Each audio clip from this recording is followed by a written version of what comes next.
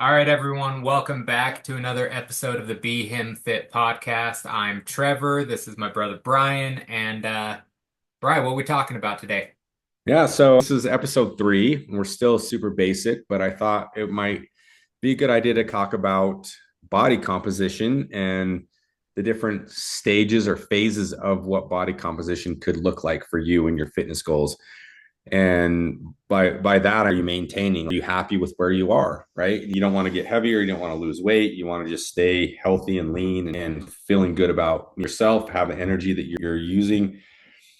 Or we could look at cutting. Let's say you do need to lose some weight. You want to drop body fat. We'll talk about that. Or in some cases, people want to put on more weight. They want to put on lean muscle mass, build muscle. So we can talk about the bulking phases and just get into the basics of those three stages of where everyone is on a spectrum, right? I think that's one thing that's interesting is we're never just staying still, Right, right? Like there's gaining weight, there's losing weight, and there's maintaining weight. And there's a lot of complexity that can go into each one of those phases and on that spectrum of what are we doing? How do we, what our goals are first and right, foremost. And then how do we implement a strategy to be able to accomplish those goals? right. Well, let me start with this question. Just because you posted that big shirtless pic of you on Instagram where you're looking bulk, big, manly, Mhm. and all of that, like your post said you bulked up, now you're about to cut. What does that mean to me? What does the bulking phase look like to begin with? And then let's go into what cutting would be for you. Sure. So, in that perspective, in that light, bulking is not necessarily gaining weight, right? It is gaining weight. You're going to get heavier, Right. but the idea is to build lean muscle tissue with as little fat as possible as you go through that body fat as you go through that process. Right. And in order, maybe we can just like into the basics of thermogenetics and weight loss and weight gain and how that works, right? And again, it all comes down to Right. calories measurement, right? And for whatever reason, calories is the acceptable unit of measurement for food and how much food you're consuming, right? And that's energy, right? And your body requires energy to live, to function, to breathe, to get up and walk and move and think and all those things. There's a certain level of energy that your body requires in order to do that. Right. And the way that our body fuels itself is by the foods that we consume. Hmm. And so if I am, this is a lot, this is simplifying it very deeply, but it's all about energy balance. We'll call it energy balance, right? So if I go through my day and living my life requires me to burn 2000 calories, right? To stay alive, and the energy that I have consuming my food, digesting my food, sleeping, any exercise or walking or movement that I have throughout the day, let's say that all totals to 2000 calories, right? That's how much energy I need to sustain my lifestyle. If I'm also consuming exactly 2000 calories, and again, this is very simple because it's not always this easy. Right.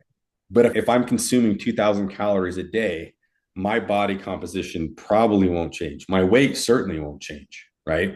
Like it just Right. won't because it's calories in versus calories out, energy that I use versus energy I'm giving to my body. Right. And so, if we're now wanting to talk about what we call that homeostasis in the fitness world is maintenance, right? We're maintaining our current body composition, our current body weight. We're not trying to gain weight, lose weight. We're happy with where we are. Right.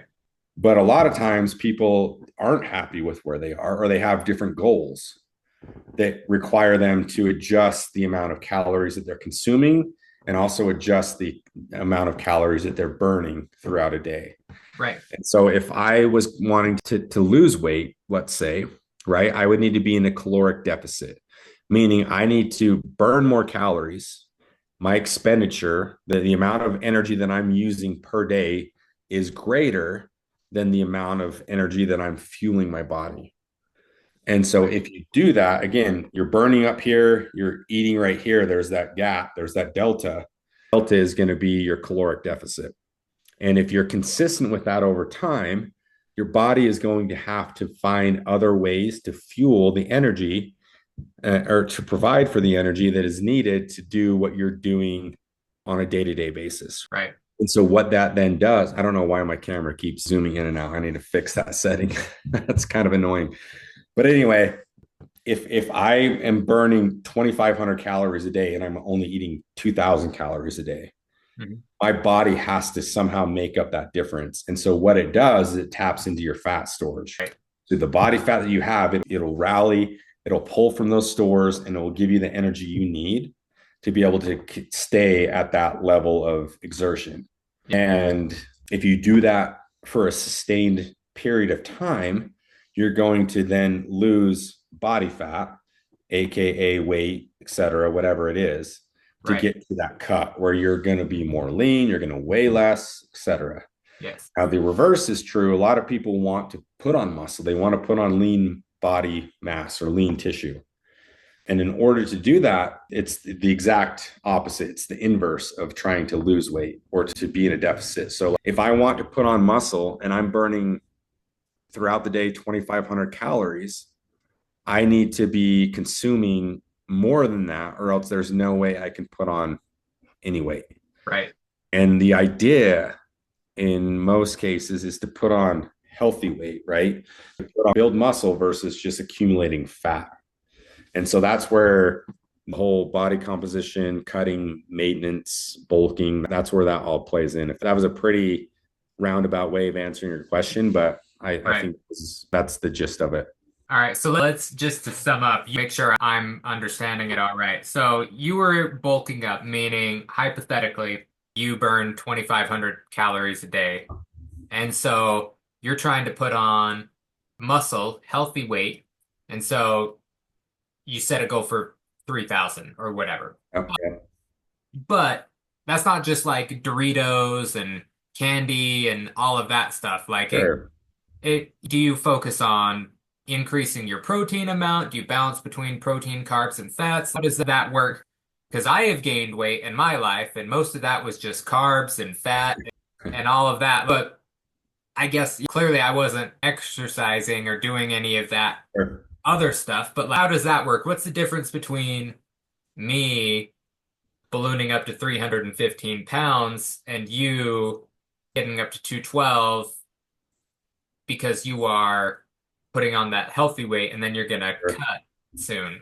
So again, it kind of goes back to, and I say this tongue in cheek, but it's like in calories out, right? Like your goal is just to, if you're purely looking and solely looking at a scale and how much you weigh, and let's say I wanted to lose 10 pounds, right? And I didn't care. That was my only goal. I didn't care about anything else. Right. I could eat as long as I was in a deficit, meaning, again, I'm burning more calories than I'm consuming. I could eat 2,000. For example, let's say I'm burning 2,500 calories a day. Uh-huh. That's what my daily total energy expenditure is 2,500 calories. Yep. If I hypothetically were to eat solely donuts, right? Let's go to donuts, and I ate 2,000 calories worth of donuts, Mhm. I would lose weight just by the nature of calories, calories out, energy balance. Right. But that being said, is like I'll lose weight, but I'm going to tap into my muscle.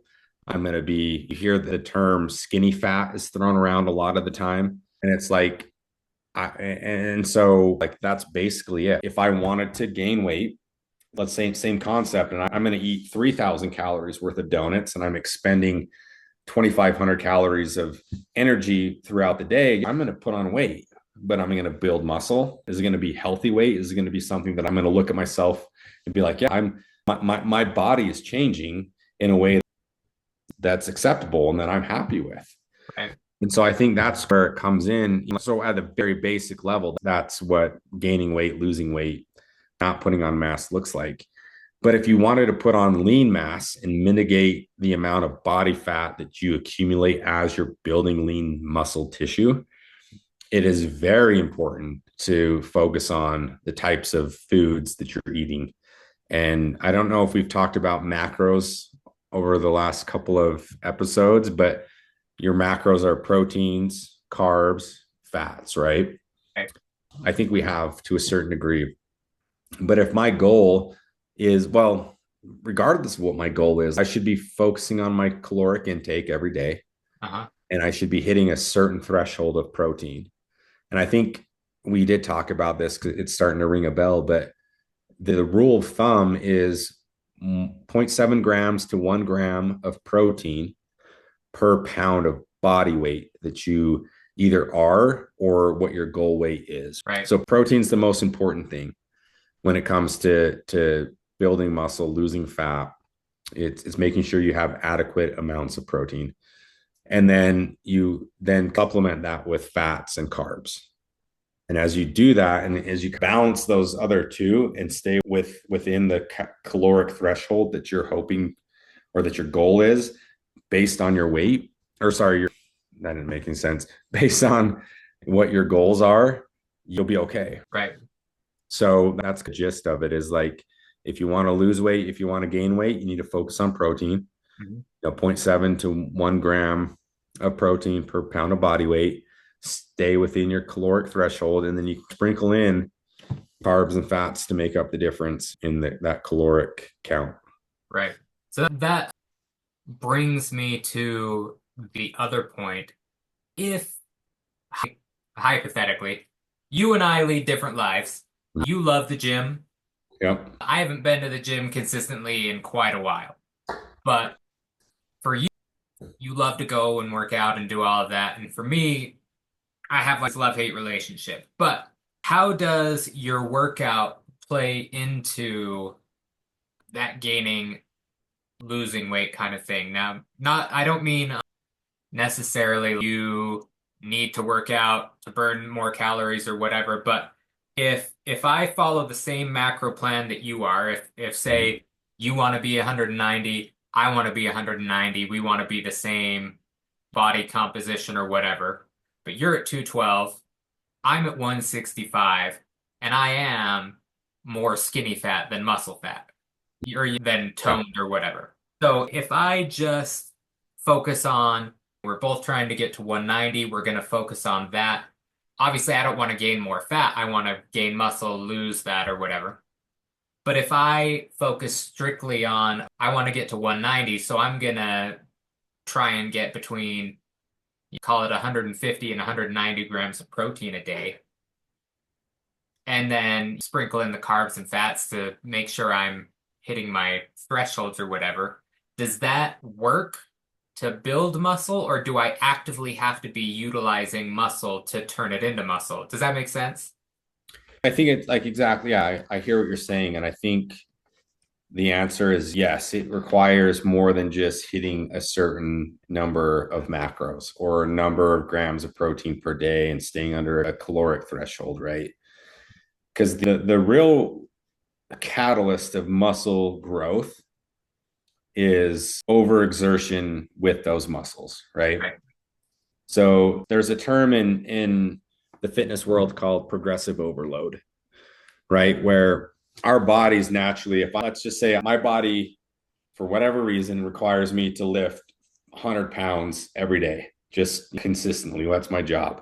Eventually, in the beginning, as my body is trying to adapt to that amount of stress, I'm going to see some growth. I'm in terms of my muscle, right? I'm going to see some energy increases. But then once I get to a certain, and if I don't, let's just say that's how it is, it's constant 100 pounds, I'm moving 100-pound bags every day in a mill, whether it's flour or whatever. Right. My body will build muscle, it will adapt to the stress that I'm putting on it.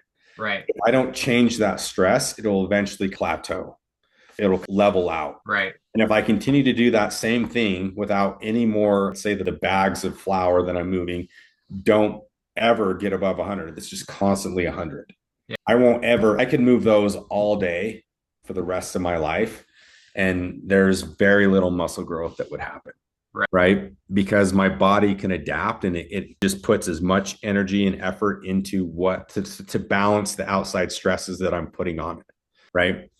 So then let's hypothetically say that there's a new ownership changes and the bags are now 125 pounds instead of 100.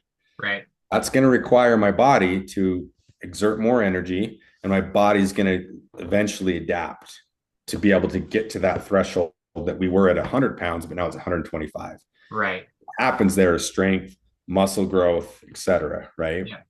And so, and that's maybe an extreme example. Not many of us are doing physical labor that way, but the theory holds true for your workouts, for weight training, right? And resistance training. If I'm constantly just able, I go to the gym and I've never benched before. I remember when I started working out as a freshman, right after freshman football, I was 5'1", probably 110 pounds. And we went in the first Monday after football was over and was trying to bench. And I couldn't bench 95 pounds, right? I just couldn't do it. Everybody's like, oh, you should be able to. I could not do it.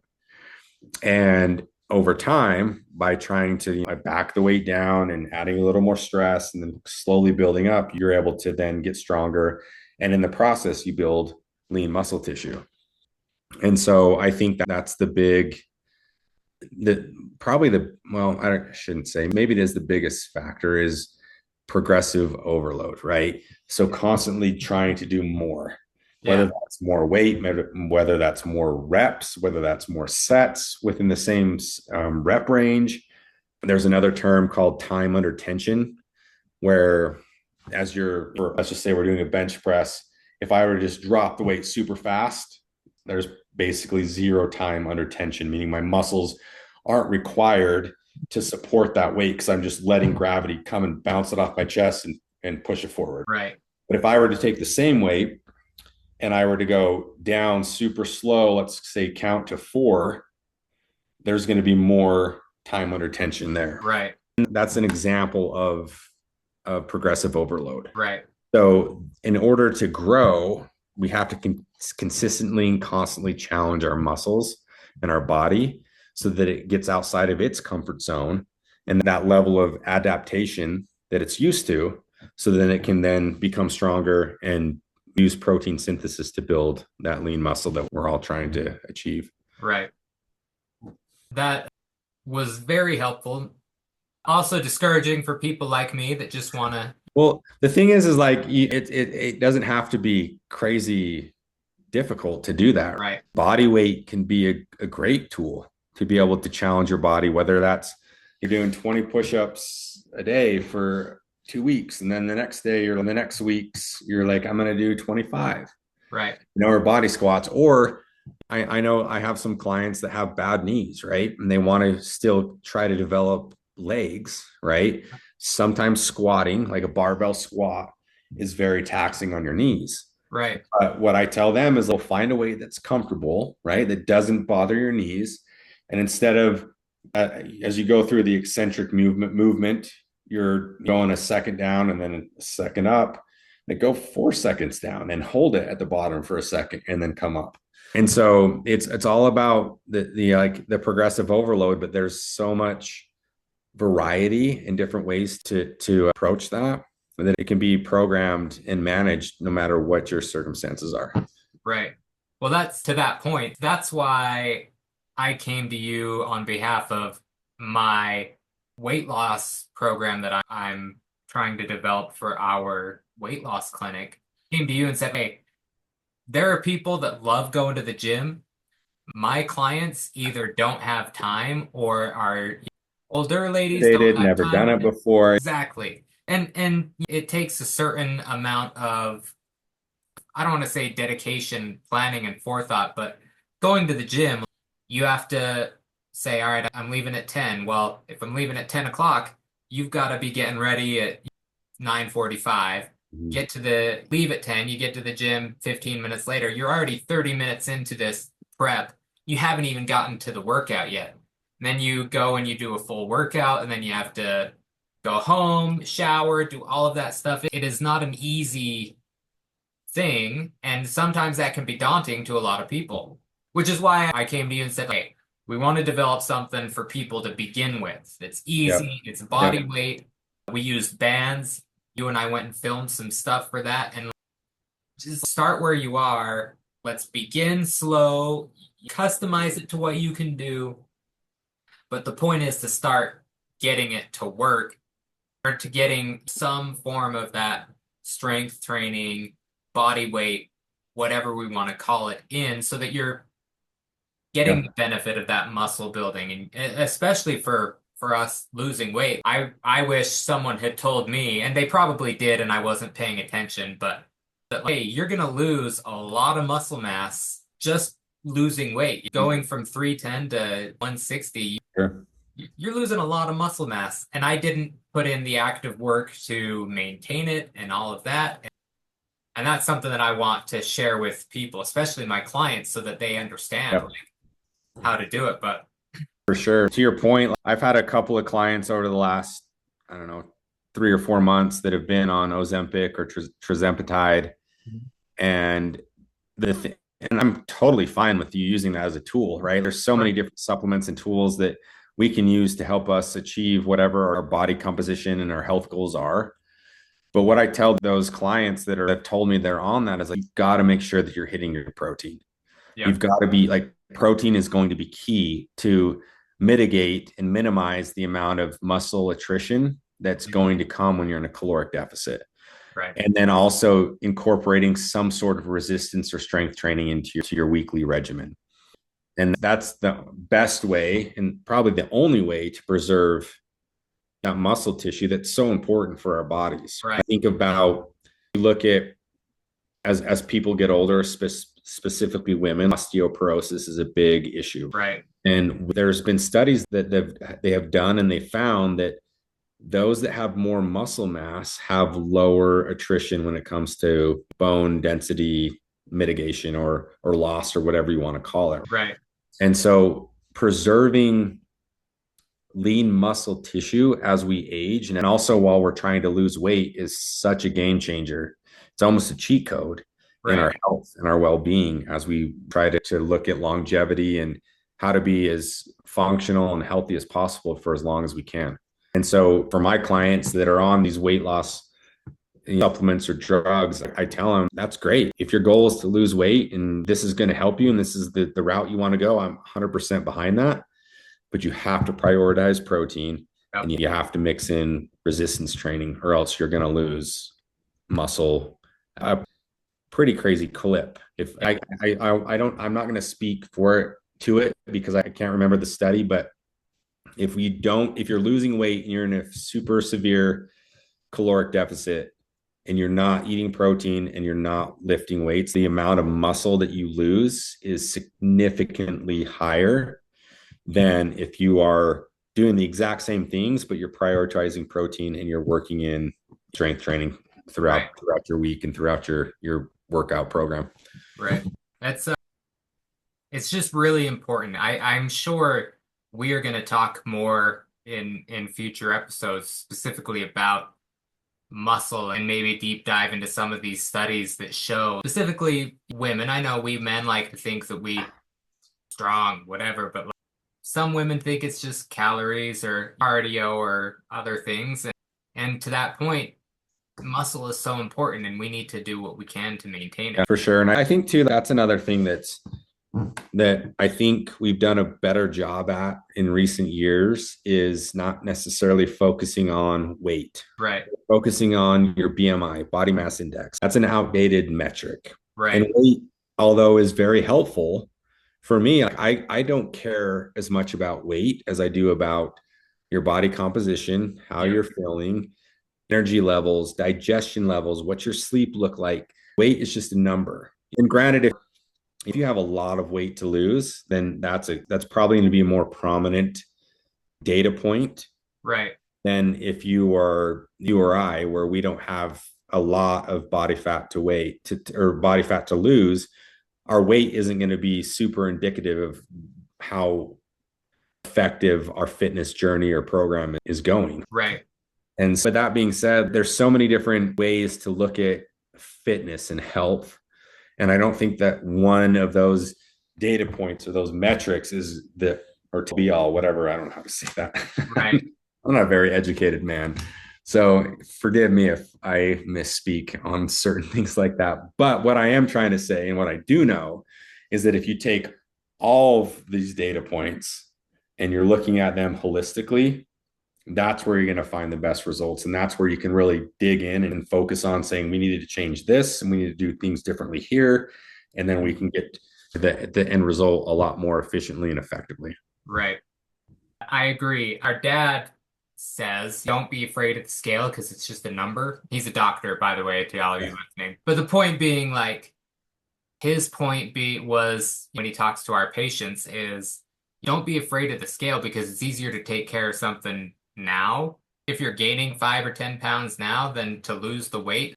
What I'm trying to say is it can be an indicator of you going one way or another, but it is a simple metric that isn't the end all be all of whatever. So it can indicate, hey, maybe we need to make some changes.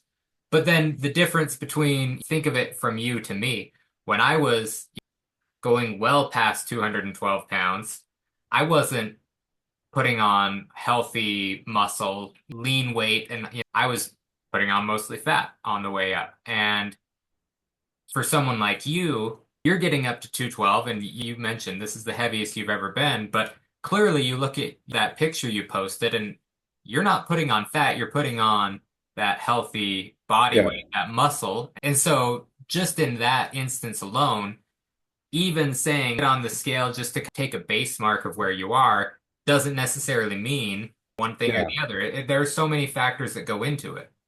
absolutely. Weight, there's no right or wrong number when it comes to a weight. Right. It's just a data point. It's just information. Hmm. We're just trying to gather as much as we can from what we have available to be able to then take that information and figure out, are we on the right track? Do we need to make some adjustments, or no, we are good. Let's just continue this course. Right. And if we are consistent and we allow time to do its thing, we're going to get to where we want to be. Right. So I think that that's a huge thing. And I'm grateful that in the health and fitness industry over the last, I don't know, 15, 20 years, we've shifted that focus from just weight. Right. And to your point, like I am as heavy as I have ever been, 212 pounds. I'm probably at 15% body fat, right? And the reality is if like that's not a bad thing, right? Like I have put on probably some fat. Obviously, I think I'm a little bit softer and fluffier than I was 6 months ago, but I've also put on a lot of muscle and lean mass, Right. because my body fat percentage has stayed relatively consistent. And so some people might look at that and be like, oh, well, 6 months ago you weighed 190, 195 pounds. You've put on almost 20 pounds. What's going on? Right. It's like, well, that was my goal, is I wanted to put on muscle mass. And some of that, again, like I said, is not going to be completely lean muscle tissue. It's going to be fat. That's just the nature of it. Right. But I've done it in a healthy way. I've done it in a way where I'm still conscious of what I'm eating and the types of foods that I'm consuming, rather than just throwing caution to the wind and eating whatever it is that comes to mind. Right. And I think that there's a lot of power in that. I think there's a lot of mental fortitude that goes into bulking and also cutting too, right? We're trying to lose weight like that. That's very taxing on your mind. But Right. I think a lot of times people, when they think of a bulk, oh, great, I have free reign. Like, I Right. don't care what I'm going to eat. I don't care what my macros are, how much protein I'm getting. I'm just going to eat because I'm bulking. Right. And what ends up happening in a lot of cases with people that have that mindset is they do put on weight and they do build some muscle, but the muscle to fat accumulation over that period of time is a lot more weighted in fat than it is in muscle, right? Right. And I think that's the frustrating thing too, is that the more, and maybe we're getting a little too deep here, but the more seasoned you are with weight training, Mhm. the more difficult it is to put on lean mass. Because we talked about this earlier in the episode, is your body will adapt. So Right. if I'm putting outside stress and it's causing me to come up here, my body's going to adapt.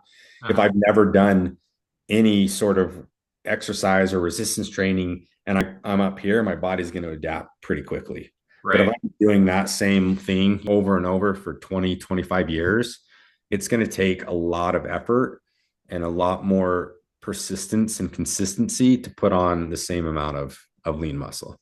Right. No, I get that. Gosh, I think we've beat this horse quite thoroughly, but what do you want to sum up for this? We've talked about quite a bit, but what is your main takeaway for those of us that are starting any part of our journey, but Well, I'll try to summarize it here in the next couple of minutes, right? So you have your maintenance calories, right? Calories out. If that's in balance, then you're going to stay where you are, right? All things considered, all things equal. If I consume more than what I'm building or what I'm burning, I'm going to gain weight. And then inversely, if I burn more than what I'm eating, I'm going to lose weight, right? And that's the difference between what your goals are. Maintenance is just staying how it is. Bulking is eating more than what you're burning. Cutting is burning more than what you're eating. And okay. so depending on what it is that you want to do, what your goals are with your body Uh-huh. and your fitness journey, that's going to depend on how many calories you should eat, how much cardio, what your workout plan is, how much protein, how much those different types of macros, etc. Right. And it's actually just kind of like a very strategic game of cat and mouse, if you think about it. And depending on what your goals are, this is what I need to do. And Mhm. if I do this, I'm going to see the results that I'm hoping for. Right.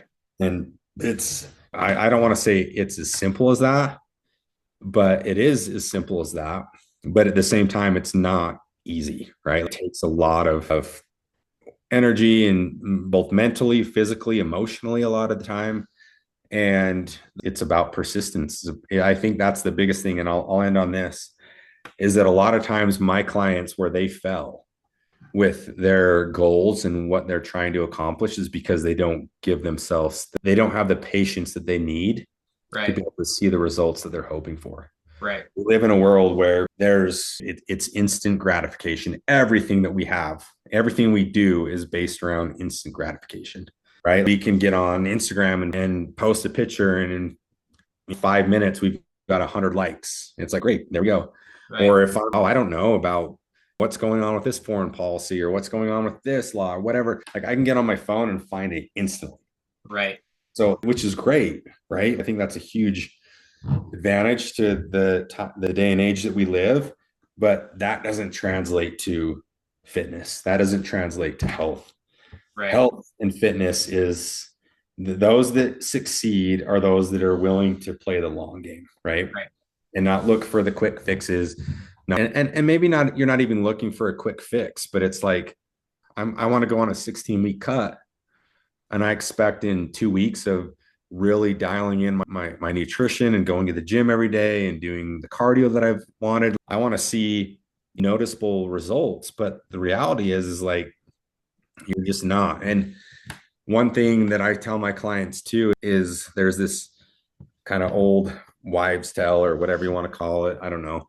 But after 4 weeks of being consistent, you will notice results in the mirror. You'll be able to see, oh, yeah, I'm looking thin. I can see veins and definition. In 8 weeks, those that are closest to you, your spouse, your parents, whomever, they're going to start to notice those differences in you as well. Right. And then 12 weeks to 16 weeks of being consistent, that's where others that don't really know you all that well and don't see you very frequently, they're going to start to see those notes or Right. not those notes, those changes. Right. And so I think that's what's crazy about fitness is it requires commitment and patience and relentlessness and tenacity. And that's one thing that's really cool from my perspective is if I see somebody that's in shape, right, or who has gone through a complete body transformation, Right. similar to what you did, Trev, like that, you can't fake that, right? I look at you or look at someone else that's gone through something similar or whatever. It's like that person is persistent. They know how to work hard. They can do hard things. They can stick to a commitment because it just doesn't happen overnight.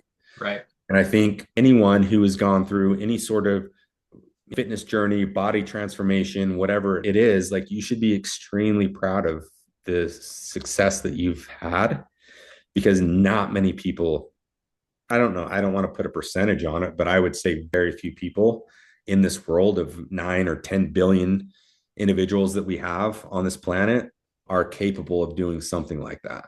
Right. Because it is hard, it is challenging, and it is, one of those things where it's like you do it day in, day out, and you don't see the results, Yeah. daily basis. But if you can be consistent and look back over days, 180 days, whatever it is, like where you really see the benefit, and that's where you can see the change. So Right. parting words would be just stick with it, be consistent, know that it's a long game. Those that play the long game in fitness are the ones that are going to be most well off when it comes to the road. Right. Well, I think we'll leave it at there. We this out once a week. We'll be back next week for another episode. Can they find you for more content, more Yeah, anything? so go follow me on Instagram. Be him fit is my handle. I think it's, can't remember, it's be dot him or be him fit. Well, I can't remember. I don't know. Anyway, just search be him fit and you'll be able to find it. Yeah. One thing I am going to commit here to those listeners and those that are following is I'm going to be a lot more active on that Instagram page.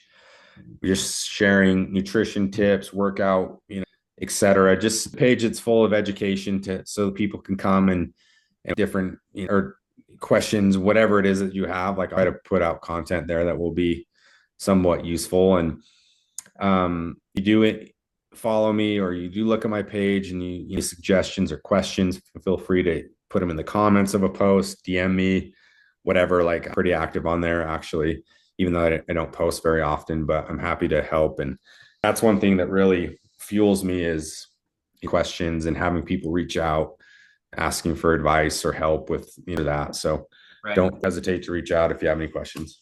Perfect. And to that point again, if you have any questions for us, anything that you want to address to me and Brian, you can email us. We have an email. It is behimfitpodcast@gmail.com. All one word, spaces or anything like that. And yeah, you can shoot us an email at any time. We that specifically, we'll talk about anything you want us to talk about on this podcast. We can address it, and yeah, we'll go from there. But we appreciate all of you who listen and tune in, and yeah, we'll be back next week. Yeah, good. Thanks, Trev. Thanks, everyone. Okay. Yeah.